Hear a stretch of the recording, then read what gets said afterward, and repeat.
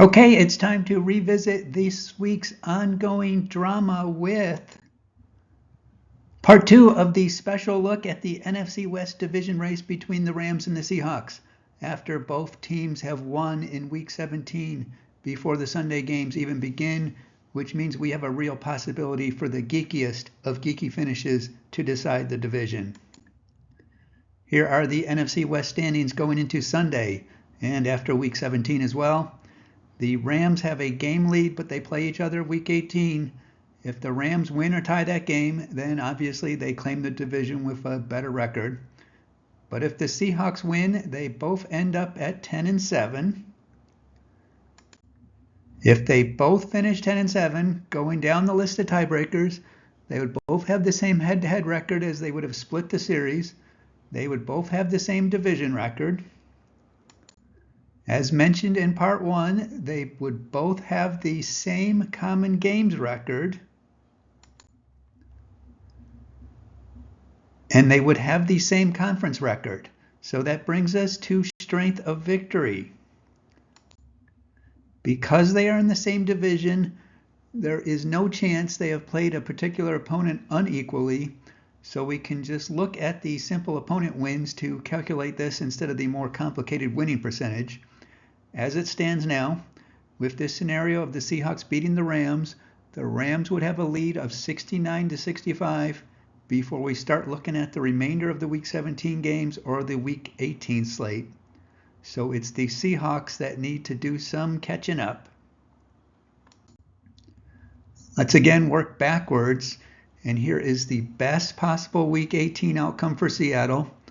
If the 49ers beat the Cardinals, they gain 2 to the Rams 1 since the Seahawks beat the Cardinals twice. They would gain 1 for a Falcons win. They would gain 1 for a Broncos win, which it sounds like the Chiefs might be resting starters. They need a Lions win over the Vikings to avoid losing 1 as the Rams beat the Vikings. They would gain 1 with a Bears win. That one might be trouble. They need the Chargers to beat the Raiders to avoid the Rams picking up another one. They need the Patriots to beat the Bills so that they both gain 1 instead of the Bills winning, which would only give 1 to the Rams. They can gain 1 with a Dolphins win, and they need the Buccaneers to beat the Saints to again avoid the Rams picking up 1. So with the best possible outcome for Week 18, the Seahawks will be up to 72 in our count, while the Rams by default would be up to 71.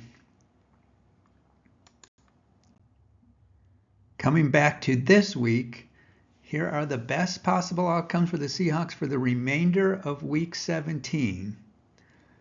With the Bengals beating the Broncos, they lost that opportunity to pick up 1, so their margin for victory here is incredibly tight.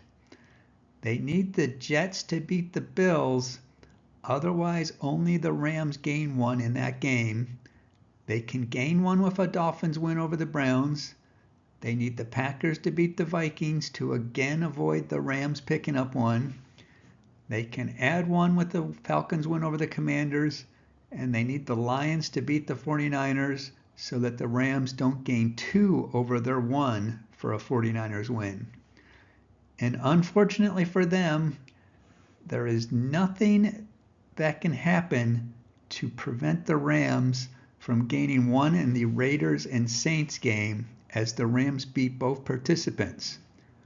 So best case scenario, the Seahawks can win this tiebreaker category by 2, let's call it SOV wins. And thus, for the remainder of Week 17, the Rams will clinch the NFC West this week with 3 of these things above tilting to their favor. If there is still a chance for the Seahawks after Week 17, we'll look at whether there's a chance this tiebreaker could even result in a tie. So please like and subscribe to stay tuned. If you want to do some geeky analysis on leagues you are in, whether fantasy or not, check out the Playoff Computer app on the Play Store. And if you want to support this strange obsession, that can be done at Buy Me a Coffee, Playoff Computer. That's it for now. Enjoy your day.